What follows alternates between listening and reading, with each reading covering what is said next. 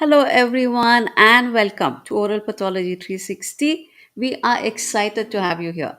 This is where we come together twice a month on Tuesdays and once a month on Saturdays to explore, learn, and grow in the fascinating field of oral and maxillofacial diseases. Before we dive into today's session, here's a quick update on what's happening on our channel. The channel memberships are open and members get certificates for attending the streams. So don't miss out. If you are not a member yet, just hit the join button below the video and you can become a member. Other news is that, yes, the OPMD's masterclass is on and it's open for registrations. It's happening on the 8th of February with Dr. Omar Khujan. It's packed with insights and 4 CDE credits. You will also get a 7-day replay to catch anything you missed. So, again, hurry, that registration closes on the 6th of Feb.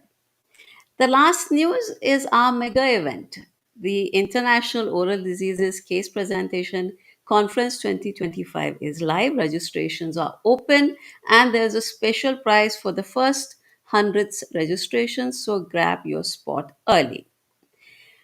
And of course, now we go on with today's program. We are fortunate to have a fantastic lineup of guests with us today. But I let Dr. Puyan Amini Shakib, our program chair for the Journal Club with Authors, take it from here. He'll introduce everyone and guide us through the session. Over to you, Dr. Puyan. Okay, thank you, Manda. Hello, everyone. Good morning, good afternoon, and good evening. And I would like to welcome you all to the ninth Interactive Online Journal Club, which is officially supported by Oral Pathology 360. And I would like to say Happy New Year. This is the first program in 2025, and I wish you all a year full of peace, prosperity, and also full of enjoyable events for you. I would like to thank you for following us, Online Journal Club, in Oral Pathology 360. And I would like to introduce the professors and also residents in the program today. First of all, the author of the program of the article today is Professor Ahmed Al-Samadi. He is Associate Professor of Oral Pathology at the University of Eastern Finland, Academy Research Fellow, University of Helsinki, Finland. Thank you, Dr. Al-Samadi, for accepting my invitation to join this program. Thank you very much, Dr. Poyan and Dr. Mandana. Thank you for organizing this very interesting journal club. And thank you for the invitation and for having me. I'm really happy to be here today and discuss our article. Welcome. And it is a great honor for us to host Professor Kanan Ranganathan. No need to introduction. He's a professor of Ragas Dental College and Hospital in India, and he's secretary of International Association of Oral Pathologists, and many publications that we all follow his brilliant publications. Thank you very much, Professor Ranga, for accepting my invitation to join this program. Thank you. It's a pleasure. Pleasure to be here. Thank you for the invite. And thank you for having me on this platform. I look forward to it. Thank you. You're welcome. And also, it is a great pleasure for us to host Dr. Hana Safar. He's Associate Professor at Cancer Institute Hospital of Tehran University of Medical Sciences. Thank you, Dr. Hana, for accepting my invitation to join this program and supervise our residents. Hello, everybody. It's really a pleasure for me. Thanks you. Thanks, dear Dr. Mandana in Oral Pathology 360. Thanks, Professor Dr. Al-Samadi and Professor Dr. Ranganathan for your participation. It's really a pleasure for me. I hope it would be informative and practical for all the audiences. Thank you so much again. You're welcome. And also, it's a great pleasure for us to have our talented, passionate, enthusiastic students, Dr. Paris and Dr. Sajjad. And we are all waiting for your presentation. Thank you, friends, for being with us here. Okay, and Hi, thank you for your invitation. welcome. And the title of the article today is Prognostic Value of Tumor-infiltrating Lymphocytes in Head and Neck Squamous Cell Carcinoma, a Systematic Review and Meta-Analysis. It's a great topic and highlighted in the literature, and it is very practical, especially in the field of head and neck region. And we will talk in details in the discussion panel after the presentation. Okay, Dr. Mandana, we are all eager for the first video.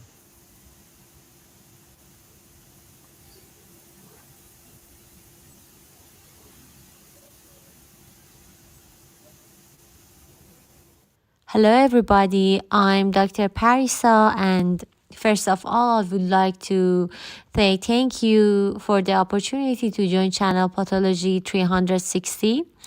I'm very honored to be your guest presenter today, and in this session, we will dive into the topic prognostic value of tumor-infiltrating lymphocytes in head and neck. We will explore this systematic and meta-analysis article that was written by Doctors Mary Torri, Adam Sandell, and Ahmed Al-Samadi. So, okay.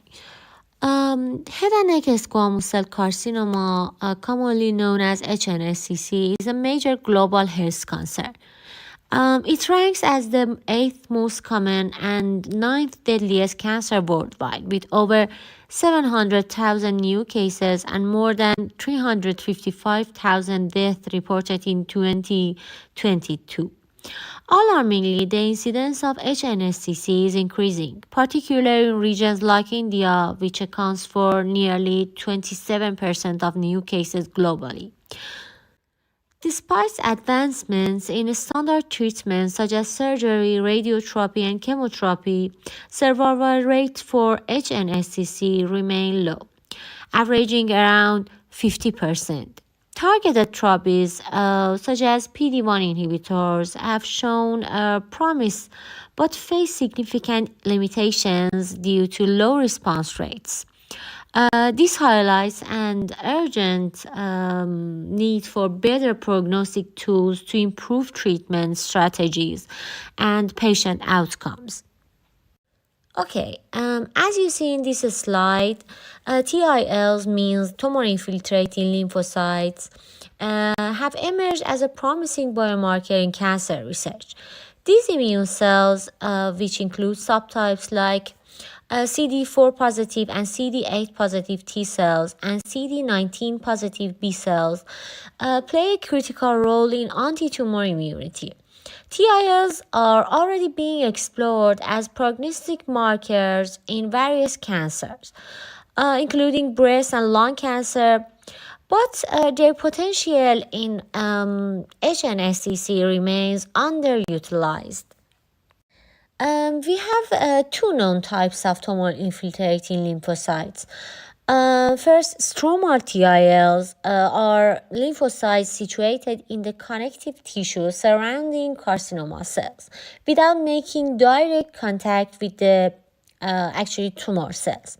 In contrast, intratumoral TILs are found within the tumor nests, directly interacting with the carcinoma cells. Here we have an example of a stromal tumor-infiltrating lymphocyte. As you can see, tumor cells are present on the right side of the picture, while on the left side, the tumor stroma is occupied by a significant population of lymphocytes. On the other hand, this slide shows intratumoral lymphocytes. The lymphocytes are seen within atypical squamous cells that lack distinct borders. Now we're going to talk about the methods. The authors conducted a rigorous systematic review following the PRISMA guidelines, ensuring the highest standards of scientific reporting.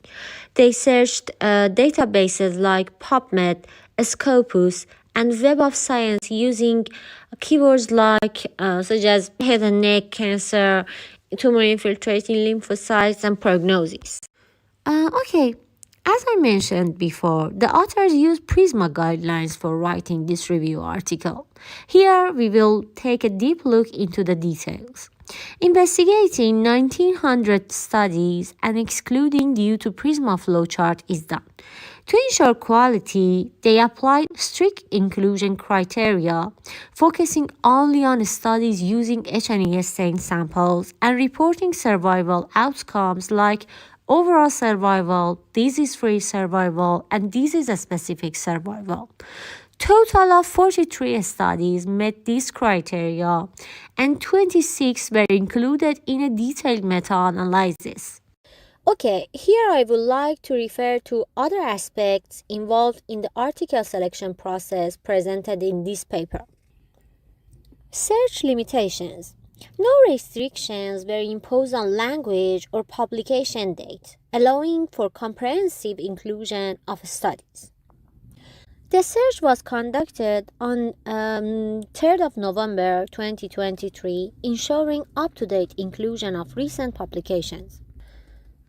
For title and abstract screening, 2 independent reviewers screened studies against predefined inclusion and exclusion criteria. Studies clearly irrelevant to the research focus were excluded. Full text of potentially eligible studies were reviewed to ensure compliance with the inclusion criteria. The reviewers worked independently with a third reviewer resolving disagreements. Now let's look deeper to inclusion criteria and exclusion criteria. For inclusion criteria, it included the following: studies involving HNSCC patients, use of H&E stain samples for TIL evaluation, inclusion of survival endpoints such as overall survival, disease-free survival, or disease-specific survival. And exclusion criteria were these items. Studies utilizing other staining methods, for example, CD4 positive, CD8 positive T-cell analysis. Lack of survival data or hazard ratios. Studies focusing exclusively on preclinical models or unrelated cancers. The reviewer reached a 97% agreement on study inclusion, and remaining conflicts were resolved by consensus. Quality assessment. The quality and risk of bias of the included studies were evaluated using established frameworks. First, remark guidelines. These provided a structured approach for assessing tumor marker prognostic studies. 6 essential criteria were adopted, focusing on patient samples, clinical data, staining scoring methods, statistical analysis, and prognostic data reporting. Second, Mosaic tool. The instrument evaluated the methodological robustness and risk of bias in the meta-analysis. Quality assessments were conducted independently by 2 reviewers, with any discrepancies resolved through discussion. Specific criteria included completeness of patient data, appropriateness of TIL scoring techniques, statistical analysis transparency, and reporting of cutoff points and survival endpoints. Okay, for each study, these data were extracted. Basic study information, patient and tumor characteristics, tumor stage and HPV and EBV status. Outcome measures like survival data, hazard ratios, which my colleague will introduce each of these statistical vocabulary briefly before discussing about the results. And scoring techniques, which includes intratumoral scoring and cutoff points for high and low TIL counts. Thank you for your attention to the first part of our presentation, where we explored the introduction and methodology of the article. At this point, we would like to open the floor for any questions you may have about what we've discussed so far. Following the question and answer session, my colleague will continue with the next sections of the article, focusing on the results and conclusion. Stay with us for the rest of the discussion. Okay, nice presentation. Thank you, Parisa. And let's quickly join the discussion. Yes, sorry. This is. I would like to invite all the audience to join this program, online journal club. We would like to invite the residents and their supervisors to submit their request to join officially to this program. I think it will add a great value to the residents, to the knowledge and the scientific network of the residents. And it is a great pleasure for us to host you in upcoming programs. Thank you, Mandana. Yes, welcome. And this is a very interesting topic, and I was well focused on the topic. And thank you, Parisa, again. And let's quickly go to the first question. Additionally, I would like to invite the participant to share their question in chat box, and then I will ask them from Professor Ahmed and also Professor Rango and my colleague Dr. Hana. First of all, Dr. Ahmad, could you please let's know that why it is important for all pathologists to become familiar with tumor infiltrating lymphocyte, especially in head and neck region? Do you have any comment on the importance of this systematic review? Yeah. Thank you, Dr. Poyan. So first, of course, I would like also to give the credits to two authors who did really the majority of the work, Dr. Mary and Adam Sandell, who really are the main two persons in this work. So I have to give the credits for their work. And then about the question, so the TILS concept has been in the literature for several years, and in fact, if you see about other type of cancer, there are quite strong evidence that this TILS is really strong prognostic marker. And if you look at the head and neck cancer, you will find the same pattern, that there are quite a lot of articles that really show that the TILS could tell you if the survival will be good or bad to the patient. And as we were discussing just before we got live, that when the first author Mary got the idea of doing the systematic review, it was something for me that I told her that I believe this might have been already done, because the TILS concept has been for quite a long time in the literature. But then when we looked at the literature, we found that indeed there are some review articles about the topic, and there are some systematic review about specific subgroup, but what was missing is a systematic review about the whole head and neck cancer. And regarding the question, is it important to be familiar with the TIL scoring in head and neck cancer? I think with all the evidence that we have now, it's very clear that it's one of the important elements in the tumor microenvironment that should be taken into consideration when evaluate the slide for making the report. Great. And it seems that epithelial mesenchymal interaction is very important to assess the prognosis of all tumors, including head and neck cancer, oral squamous cell carcinoma. Thank you for explanation. And could you please explain the methodology of the article concisely for the audience? Yeah, so as was explained very nicely in the presentation, so we followed the PRISMA guidelines, and we also registered the study in the Prospero, which is now quite important to be done for any systematic review. And then we did the systematic search, which was done, as I mentioned, by Adam and Mary. And they did a very comprehensive search covering, I don't remember the number, some 5 or 6 data search engine, and that resulted in something like 1,600 articles, which was filtered then later on, covering only the strict inclusion and exclusion criteria, which ended up at the end to 46 articles included in the systematic review, and 26 included in the meta-analysis. Great. Thank you. Professor Ranga, are you with us now? Great. Do you Yeah, have any question or comment on the first half of the paper, including introduction to tumor infiltrating lymphocytes in head and neck region? no, that's fine. That was a very, very good presentation. This sort of lays the groundwork for the results which we are going to be looking at in a few minutes. And I think we may have to come back to the limitations of the study once we do the discussion of the results. I think we may have to fall back on that, and we'll be able to address it at that point in time.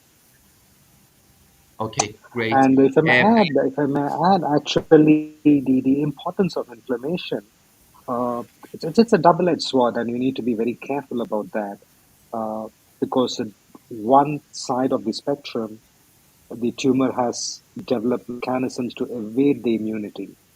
So that's one point from the tumor side. The second point is inflammation could work either ways.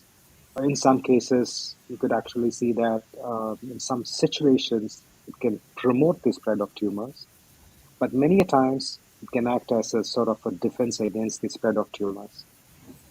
So we need to be careful about that. And I think there was a good pictorial representation in the article, actually, where you have the different type of cells, what is sort of favors the tumor progression and what sort of limits the tumor progression. And you need to keep that in mind. It's not just that if you have more inflammatory cells, it's going to be protected. And that's sort of a mistake we make when we start our careers, right? We think a lot of inflammatory cells, the body is reacting to it, and it's going to probably storm the tumor. So we need to be a little bit careful about that. Okay, this very brief introduction. Let me allow the proceedings to go on. Mhm. Great, thank you. And Dr. Hannah, do you have any comment on the first half? Uh, By the way, we have a yeah, question from the Professor yes. Joss Hill. Please go ahead, and we will share the question from Yes. Professor Joss. Yes, thanks, Dr. Parisa, for her nice presentation. Thank you, Parisa, so much. My question is very similar to Professor Hill's question, actually. But I wanted to know that do you basically believe that two-tier systems for scoring are preferred compared to three-tier scoring systems? And do you generally, in your routine scoring systems, use a two-tier system or a three-tier system? Would you please more details about your scoring systems and cutoff points? Thank you so much. Thank you for the question. So, as you might realize, so this is a systematic review. So we didn't do the scoring by ourselves. So we just collected what has been reported. And regarding the system, that's one of the limitations that we found in this systematic review is that every group has its own scoring technique and cutoff point, and some of them are using the two tires, some of them are using three.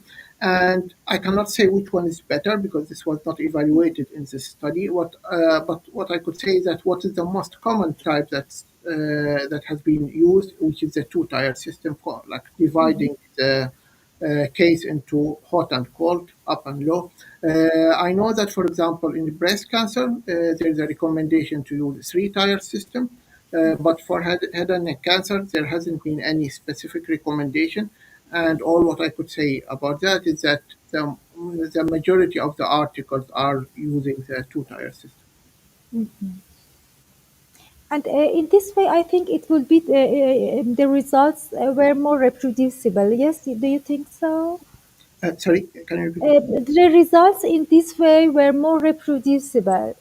Well, of course, that's one thing that we concluded at the end. If we want this to be really like used in a clinic, we have to agree on specific criteria for providing the report. So, including the cutoff point, including the scoring technique, and so on.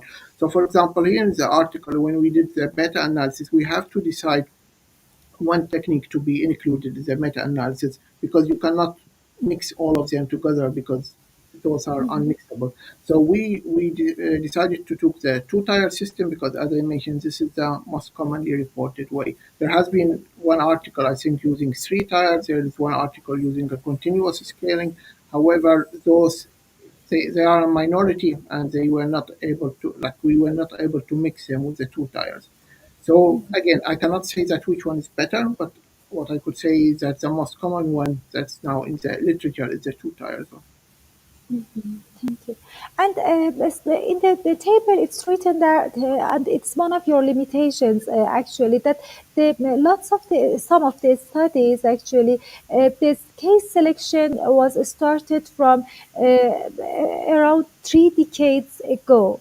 How can you think that, or how can we explain that this period, the long period of time, can affect the results? So there are many, like, I mean, when you have a very long time, there are many things that could change during this time, even though it's good that we collect everything, but it also like adds some limitation to the study because the practice might change during like 30 years. So that's why we put it as a one type of the limitation. But also, if we decide to take like just the last 10 years, then this might be also another limitation or another bias. So we decided here to cover like the whole, like all the articles in this field regardless of the year. But again, as I mentioned, the practice might change during this very long time. And do you routinely report tumor infiltrating lymphocyte and score it in your pathology reports, or just you do PDL1 or PD1 for as clinician's request?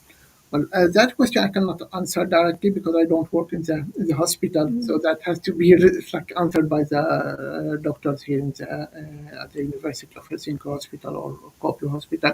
So that unfortunately I cannot answer. I don't believe they are reporting the lymphocytes number, but I cannot say for sure. And Professor Ranganathan, would you please share your experience in this regard?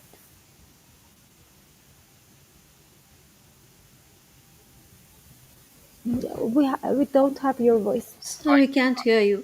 Good. Okay, I'm sorry. Yeah. Yeah, I think the mic was on muted. Yeah, I totally agree with what he said. And we do not report tumor infiltrating lymphocytes at this point in time.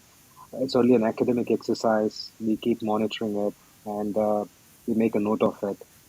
So when we have some definitive evidence, which probably includes this article also, we'll take a call on that. Mhm. Thank you.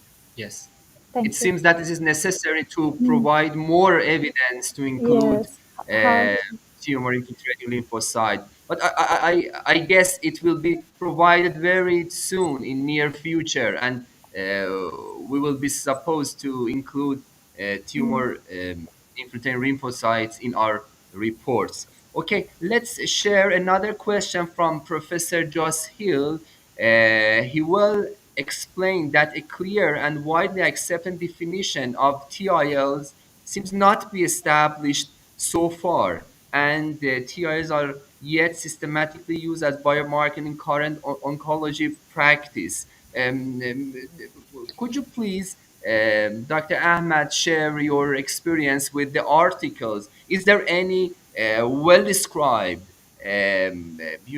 definition for TIL, or we should follow the way we commonly use in, for example, in the PDL1 interpretation or something like this? Yeah, thank you very much for the question. Yeah, this is one of the problems that we have in this field. Even though the definition exists, but I think the problem is that we don't have standard way of scoring. We don't have a standard way of reporting the TILs in head and neck cancer. And again, if we want anything to be in a clinic, we have to have a very clear protocol for scoring, for reporting. And that's what we are missing here in head and neck cancer. There has been a very good work on the field in breast cancer again, but in head and neck area we are quite behind here. The second is that fields are not used. Yeah, I don't think it's used in practice at all in head and neck cancer and not used in the majority of other. Okay, and for the last, yes. Do you have And any comment, Dr. pardon, Hannah? it's another question from Professor Hale asking about PD1, PDL1 scoring systems. Can I see the question? Is the zero scoring system? Yes, I think he means that is the PDL1 scoring system is commonly used for this TIL interpretation or not. I mean, for I think PD, you explained yeah, about it. for PD1, PDL1, I think they are having a better scoring system because it's clinically approved for patients who are getting immunotherapy.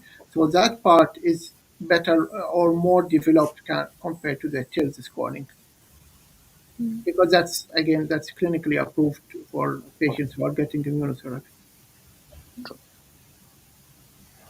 Exactly. And another questions arise that, regarding the first part of the article, that biological and immunological differences exist between tumor arising in different anatomical subsites of head and neck region. We have the prominent infiltration of lymphocytes in oropharyngeal region, and in another subsite, for example, oral cavity, there is no prominent infiltrating lymphocytes. How we can, categorize all of these subsites in one group of head and neck region? Do you recommend to interpret TIL in different subtypes, or we can categorize them in different subtypes? Well, that's one issue that we were also discussing just before we started. That now we have this very big basket, the head and neck cancer, but we are talking, in fact, about so many different subgroups, and each one of them might have different etiology, might have different behavior, aggressiveness, and also the tumor microenvironment might be different. So I believe that the best way is to start working on each subgroup separately and not just putting them all together in the same basket. Because, for example, it's very difficult to combine the HPV positive and HPV negative, and you start to think that those might be the same. Those are quite different. Sure. So there, I think if we want to get a more reliable result, we have to start studying each subgroup separately. Of course, that have also the bad side that we are going to decrease the number of samples, because when we talk about head and neck cancer, we will have a better sample size, but we have to decide which side we weight more. But in this case, and as we'll see now soon when we get to the results section, obviously when you start to have each subgroup separately, you get less heterogeneity compared if you combine them all together. Okay, great. Professor Ranganathan, do you have any comments about the subsides of the head and neck cancers and the impact of the anatomical location of the head and neck cancer in the interpretation of TILs? Absolutely, yeah. And I think, once again, to reiterate what he just said, and I think they make a note of that, it may be necessary to first rule out viral infection as a cause. That's basically oral and oropharyngeal. And then when you come to the oral cavity, even within the subtype, it's going totally differently from that of the buccal mucosa associated with tobacco. And I have a feeling that tongue cancers, which are not associated with any tobacco associated factors, are going to have a different immune profile. So I don't think we will be able to categorize all of them into one particular group. And just like we have stratification for habit associated, non habit associated, oral, oropharyngeal, lip as a separate type of cancer, we may have different subgroups for which the TILs may have different significance and they may have a different profile. Uh, that's the way it looks like, at least the initial results seem to be pointing towards. Okay, great. Thank you for your explanation. I think this is time to go ahead to the next video, and we will have more topics to discuss, especially in discussion section of the paper. Okay, Mandana, the stage is yours. Hi, I'm Dr. Ali Zadeh, a pathology resident, and I'm honored to be part of this program as a guest presenter. I will continue presenting the review article titled The Prognostic Value of Tumor-infiltrating Lymphocytes in Head and Neck Squamous Cell Carcinoma. Now let's check results of the article. Before starting to talk about the results details, I will now quickly review the definition of these entities discussed in this article. Overall survival represents the time from diagnosis or start of treatment to death from any cause. Disease-free survival refers to the time after treatment during which the patient shows no sign of cancer recurrence. And disease-specific survival indicates the time from diagnosis or treatment to death caused specifically by the cancer under study. Okay, as a quick recap, when hazard ratio equals 1, it means there is no difference in risk between the two groups. When hazard ratio is less than 1, it suggests the event is less likely to occur in the group being studied. When hazard ratio is more than 1, it indicates the event is more likely to occur in the studied group. So, this study has included 37 samples from 15 countries. Tumor stage ranged from early stage 1 or 2 to advanced stage 3 or 4, and only 46 of this study reported HPV or EBV status, both of which are known to influence HNSCC prognosis. The article mentions that high TIL counts were identified using different scoring approaches. High TIL levels were determined based on thresholds set by individual studies. Studies often used percentage thresholds of lymphocyte infiltration in tumor microenvironment. For stromal TILs, high levels were generally considered when lymphocytes occupied more than 50% of stromal area. For intratumoral TILs, high counts were determined by the density of lymphocytes within tumor nests. The article highlights the lack of uniform criteria for defining high TIL across studies. This variability in cutoff points contributes to heterogeneity in the meta-analysis results, emphasizing the need for standardized scoring guidelines. Stromal TILs showed the most consistent and significant association with improved survival outcomes. Hazard ratio for overall survival equal to 0.51. So patients with high stromal TILs had a 49 reduced risk of death. Intratumoral TILs also associated with better survival, but the effect was less pronounced than stromal TILs. Hazard ratio for overall survival 0.63. Patients had 37 reduced risk of death. Combined scoring demonstrates strongest effect, but fewer studies use this method. Hazard ratio for overall survival 0.34. It means patients had a 66 reduced risk of death. Also, high TIL counts significantly improved overall survival. This means patients with high TIL counts had a 53 lower risk of death compared to those with low TIL counts. Also, high TIL counts were associated with longer periods without cancer recurrence. Patients with high TIL counts had a 45 lower risk of recurrence. And finally, high TIL counts reduce the risk of death, specifically caused by cancer. So patients with high TIL counts had a 42 lower risk of dying from HNSCC. Also, separated analyses were performed for tumor site, for example, oral, oropharyngeal, laryngeal cancers. For tumor site, the study showed that prognostic value of TILs remained significant, regardless of tumor location. For subgrouping HPV status, in HPV negative cases, high TIL counts were strongly prognostic with hazard ratio of 0.43. For HPV positive cases, there was insufficient data for a standalone meta-analysis, but a study in review suggested similar protective effect. Okay, now let's discuss about the article conclusion.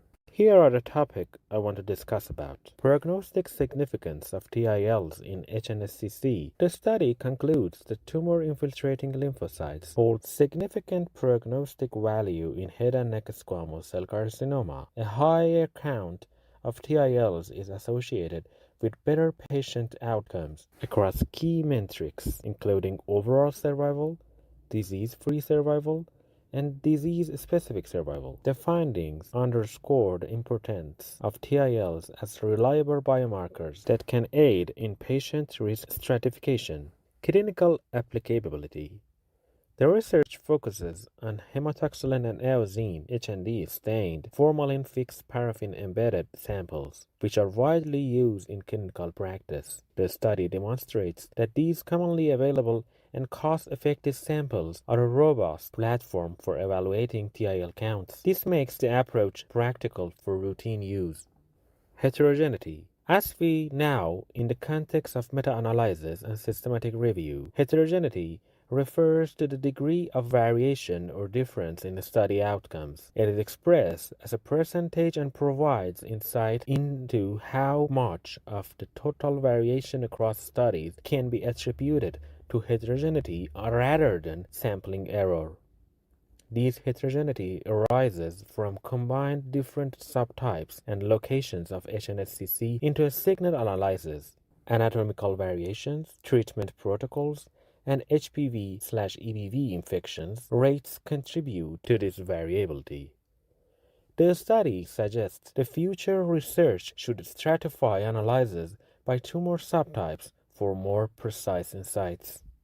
Role of HPV and EBV. These are significantly influence HNSCC prognosis. For example, oropharyngeal squamous cell carcinoma is often HPV positive, while oral tongue squamous cell carcinoma is typically HPV negative. This study highlights the importance of routinely including HPV and EBV status in future analyses to better understand their interaction with TIL counts.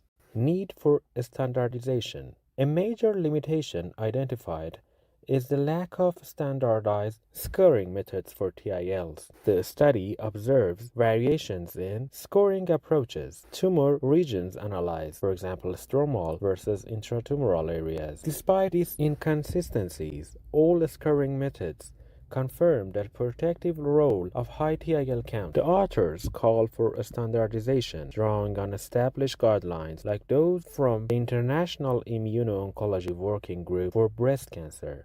Emerging role of artificial intelligence, AI. Another notable topic is the article highlights AI-driven approaches such as machine learning and deep learning as transformative tools for TIL evaluation. Automated systems like OPTIL have demonstrated enhanced accuracy and reliability compared to manual scoring, necessitating further research to validate these AI-based techniques and integrate them into clinical practice.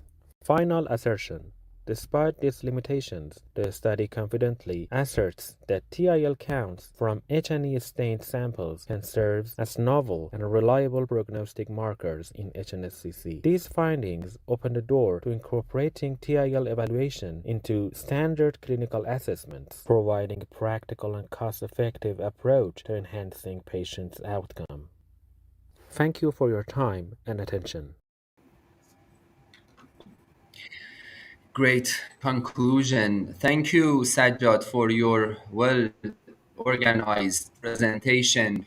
And I think you well explained in your article, Professor Ahmed, that it seems that we have to follow the way that the breast TIL group system established in their recommendation and consensus. Do you have any comment to add to this conclusion? Yeah, thank you. So, in fact, this what we're discussing in the article is that we don't need to follow exactly the same way for the breast cancer, but what we need is to have a standard protocol for the scoring and reporting as for the breast cancer. So we don't need to follow exactly what they do in breast cancer scoring, but we need to have also our own system that we could follow, and then it will be more reliable later on to combine the studies and do more of those systematic reviews. Then the heterogeneity will be less, especially in terms of the scoring technique and the cutoff point. Great. And you know, you have published a brilliant systematic review and meta-analysis with this clear conclusion that a high TIL count is associated with improved survival outcomes, suggesting their potential as prognostic biomarker in clinical settings. Could you please provide a practical take-home message for the pathologists at the moment that it is not so far published in the protocols, but I think it's a reliable article that we can use it practical in our routine practice, but optional items maybe in practical use. Do you have any clear recommendation for practical application of this article at the moment? Yeah, so I mean, the data in the article show clearly that this marker could work. Now, it's difficult to say that this marker should go directly to the clinic. We need more work, and we need, again, we need more work, especially in the field of standardizing our protocol. And then after that, then we could, if after that we could get the same result as we have now in the article, then we could say that okay, this biomarker could really work in a clinic. So it's difficult now at this point to recommend anything, But all what I could recommend on based on this result, that this is a very promising biomarker.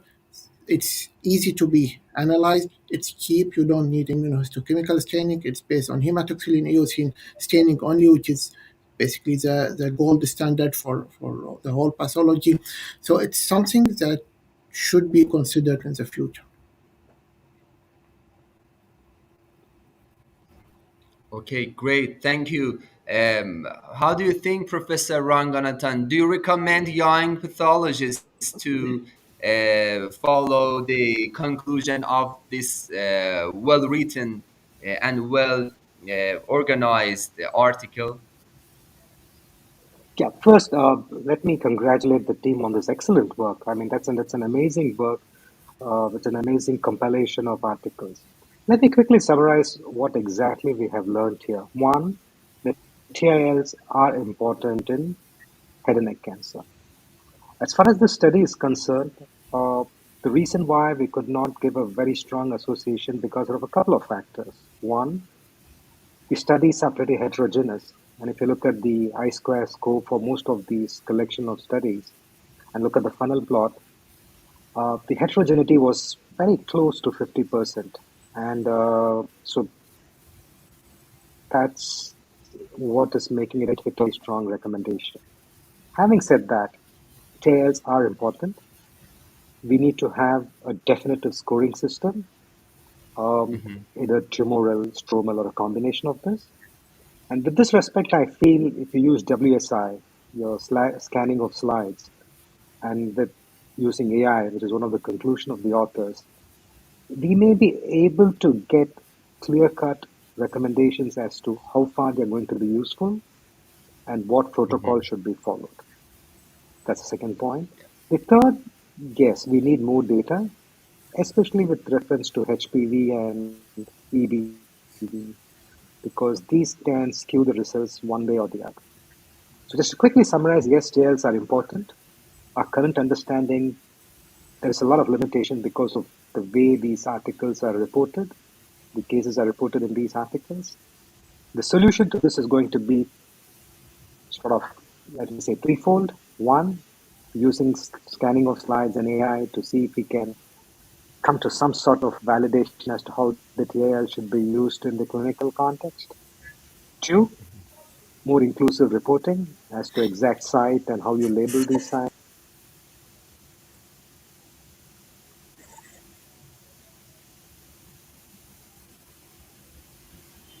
So we lost you.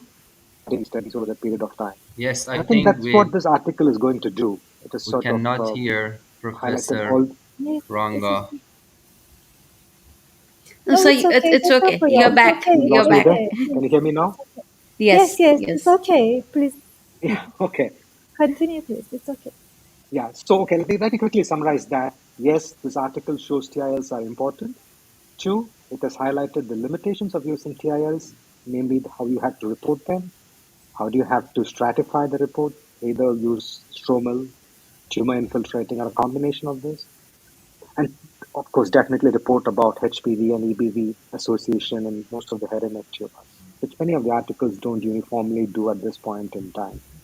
So once again, I think this is a fantastic article. It's going to open up a lot of debate and probably point us in the right direction as to how you can use TILs to sort of harness tumor biology and help the patients out. Let me stop here. Okay, great.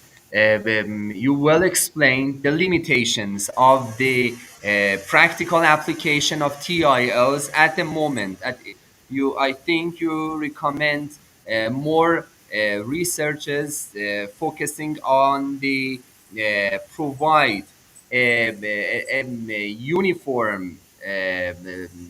uniform scoring system for TIL, and it is necessary, and in combination with other status, for example, HPV status and other factors affecting the prognosis of head and neck squamous cell carcinoma. Great comment.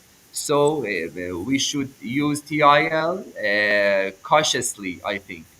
Dr. Hana, do you have any comment? And I will be grateful if you would share the questions from Professor Josil.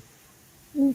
Thank you so much. First, I thank Dr. Sajjad for his nice presentation. As you all know, the article was not easy. He explained it very concisely and precisely. That was very good. Both Dr. Parisa and Dr. Sajjad, thank you so much. Good luck, really good. I really loved it. Nice job. But I wanted to ask from both professors, Dr. Al-Samadi and Dr. Ranjaratan, do you mean using checking for HPV or EBV in every site in head and neck cancer, or for HPV just in oropharyngeal region and for EBV in nasopharyngeal tumors? Do you recover? Because in the article it was written that about 46% of articles detected HPV or EBV, and they scored that, but other articles didn't. Do you routinely recommend checking for HPV in other sites except than oropharyngeal cancers, or EBV except for nasopharyngeal cancers? No, no, you're absolutely right. I mean, I would at this point in time restrict it to oropharyngeal cancers as far as HPV is concerned and nasopharyngeal as EBV is concerned. The problem is when you look at these articles. Can you hear me? Yeah, Yes, yes, Yeah. am I out? Yeah. yes. Okay. The Yes. problem is they are all clubbed together as head and neck squamous cell carcinomas. That was the first slide which was actually presented. And you have the whole basket of cases, oropharyngeal, oral, uh, of course, fortunately not nasopharyngeal in that group. So problem is it would be nice if head and neck squamous cell carcinomas, the articles stratified it as oropharyngeal and oral and gave us the HPV data for oropharyngeal, not so critical for the other sites in the oral cavity at this point in time, at least. Yeah, I totally agree on that. I think we need more stratification for that.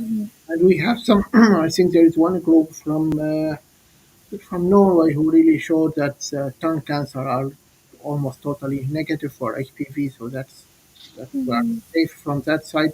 But yeah, we need some more report about the positivity of the HPV, and because some of the articles, even though they reported that they had HPV positive and HPV negative, but when they did the work, they didn't report the kills for each case separately. They again combined them together. Okay. That's why Oh. we couldn't do the meta-analysis separately for HPV negative, even though they reported they have both, but at the end they combined both in the same pool or the same basket. So we need more work on that. Thank you. And have you, I think, have you ever heard about machine learning in scoring for TIL in head and neck squamous cell carcinomas, or did you have any experience in this regard or not?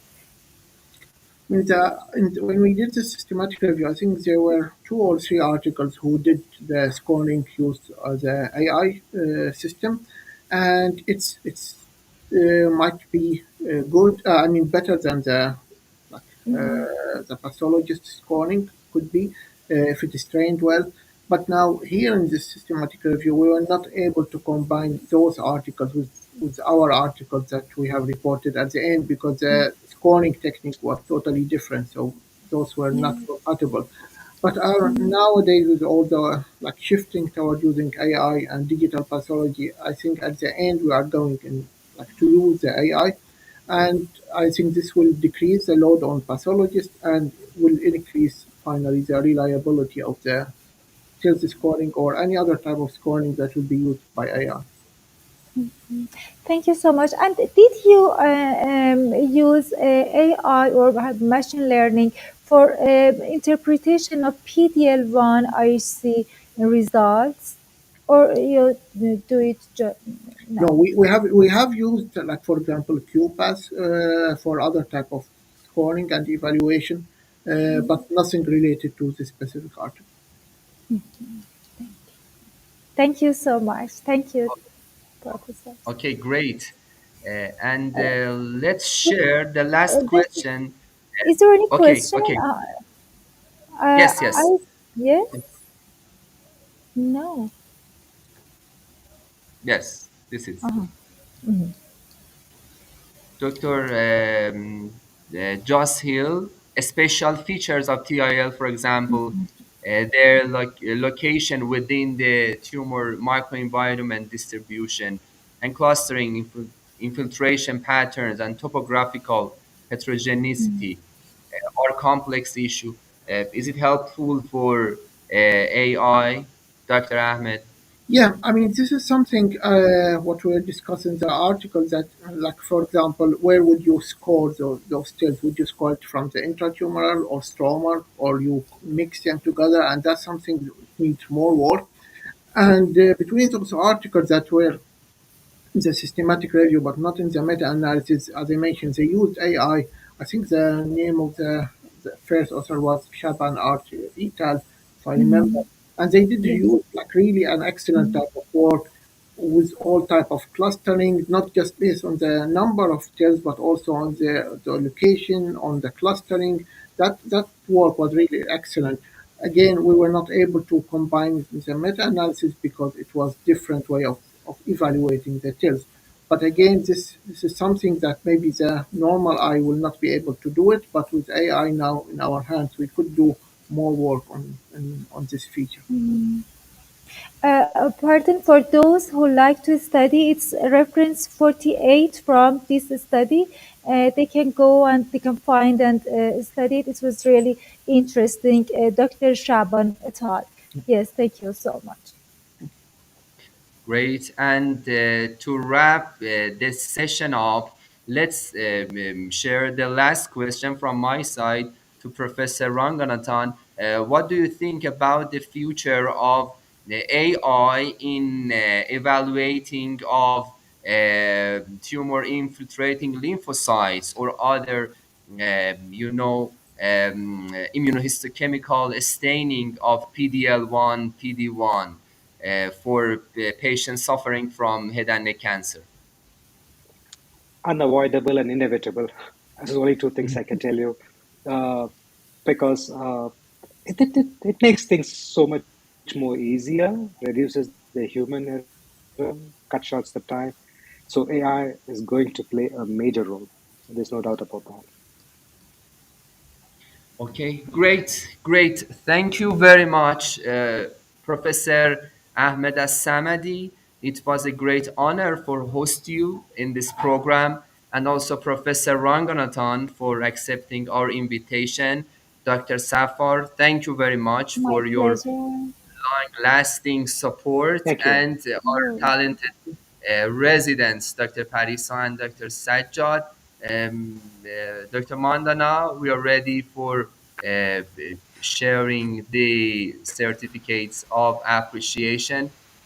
First of all, Dr. Ahmad, thank you very much for your time and sharing your knowledge with us. Please stay with the Oral Pathology 360 in our upcoming programs and events. Thank you very much. Thank you for inviting me. I was really quite happy to be here today with you and discuss the article. It was like really a great honor for me. Thank you. Thank you so much. Welcome. And also, Professor Ranganathan, it's an honor for us to host you. You are a great role model for the oral pathologists around the world, and thank you for sharing your time and knowledge with us. Thank you very much for the opportunity. Thank you. Well, Thank you, welcome. sir, And for being always there. My pleasure. Thank you. great. And Dr. Safar, you always supported us for this program. Thank you very much for being you're with us welcome. again. You're welcome. Pleasure is all mine. And I would also like to thank Professor Hill. He is always sharing his questions and experiences with us. Thank you, Professor Hill, so much. Yes, for his active participation in Yes, the exactly. investigation. Definitely. Thank you. Definitely. And also, I would like to thank our enthusiastic residents. The connection is poor yet, and but it was a great presentation by both of you, Dr. Parisa and Dr. Sajjad. Thank you very much. And Mandana, thank you very much for providing such a great platform to directly be in touch with the oral pathologists, head and neck pathologists around the world. Thank you so much. Thank you, everyone, for being here. All this would just be not possible without people like you being there and being a part of it. Thank you so much again for being with us. Welcome. Thank you. Okay, Thank you. Sure. great. Thank you. Yes. And I will just take a moment to share our next program, which is on Tuesday, Saliva Mix, the future of non invasive diagnostics and personalized medicine. Do please join us. It has been wonderful having everybody here. Thanks again, and see you all on Tuesday. Bye. Bye bye. Bye.